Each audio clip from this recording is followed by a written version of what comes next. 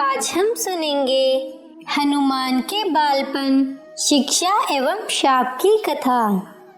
हनुमान जी के धर्मपिता वायु थे, इसी कारण उन्हें पवन पुत्र के नाम से भी जाना जाता था। बचपन से ही दिव्य होने के साथ साथ उनके अंदर असीमित शक्तियों का भंडार था। बालपन में एक बार सूर्य को पका हुआ फल समझकर उसे वो खाने के लिए उड़कर जाने लगे।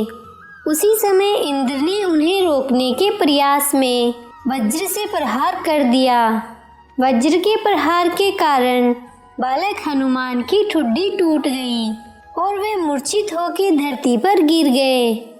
इस घटना से कुपित होकर पवन देव ने संसार भर में वायु के प्रभाव को रोक दिया, जिसके कारण सभी प्राणियों में हाहाकार मच गया।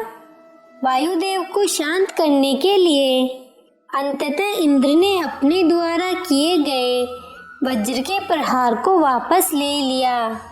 साथ ही साथ अन्य देवताओं ने बालक हनुमान को कई वरदान भी दिए। यद्यपि वज्र के प्रभाव ने हनुमान की ठुड्डी पे कभी न मिटने वाला चिन्ह छोड़ दिया।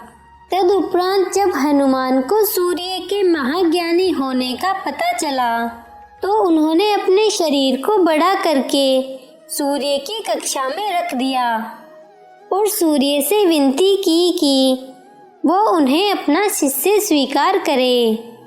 मगर सूर्य ने उनका अनुरोध ये कहकर अस्वीकार कर दिया कि क्योंकि वो अपने कर्म स्वरूप सदैव अपने रथ पे भ्रमण करते रहते हैं, अतः हनुमान प्रभावपूर्ण तरीके से शिक्षा ग्रहण नहीं कर पाएंगे।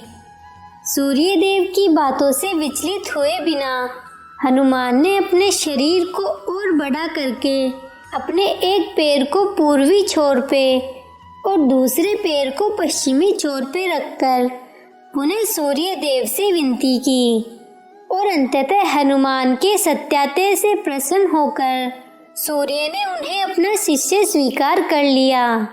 तदुपरांत हनुमान ने सूर्य देव के साथ निरंतर भ्रमण करके अपनी शिक्षा ग्रहण की। शिक्षा पूर्ण होने के उपरांत हनुमान ने सूर्य देव से गुरु दक्षिणा लेने के लिए आग्रह किया, परंतु सूर्य देव ने यह कहकर मना कर दिया कि तुम जैसे समर्पित शिक्षक को शिक्षा प्रदान करने में मैंने जिस आनंद की अनुभूति की है वो किसी गुरु दक्षिणा से कम नहीं है। परंतु हनुमान के पुनः आग्रह करने पर सूर्य देव ने गुरु दक्षिणा स्वरूप हनुमान को सुग्रीव की सहायता करने की आज्ञा दे दी। हनुमान की इच्छा अनुसार सूर्य देव का हनुमान को शिक्षा देना सूर्य देव के अनंत, अनादि, नित्य, अविनाशी और कर्म साक्षी होने का वर्णन करता है। हनुमान जी बालपन में बहुत नटखट थे। वो अपने इस स्वभाव से साधु संतों को सता देते थे। बहुधा वो उनकी पूजा सामग्री और आदि कई वस्तुओं को छीन झपट लेते थे। उनके इस नटखट स्वभाव से रुष्ट होकर साधुओं ने उन्हें अपनी शक्तियों को भूल जाने का एक लघु शाप दे दिया। इस शाप के प्रभाव से हनुमान अपनी सब शक्तियों को अस्थायी रूप से भूल जाते थे और पुनः किसी अन्य के स्मरण कराने पर ही उन्हें अपनी असीमित शक्तियों का स्मरण होता था। ऐसा माना जाता है कि अगर हनुमान शाप रहित होते तो रामायण में राम रावण युद्ध का स्वरूप पृथक ही होता। कदाचित वो स्वयं ही रावण सहित संपूर्ण लंका को समाप्त कर देते। आपको ये कथा कैसी लगी नीचे कमेंट करके ज़रूर बताइएगा।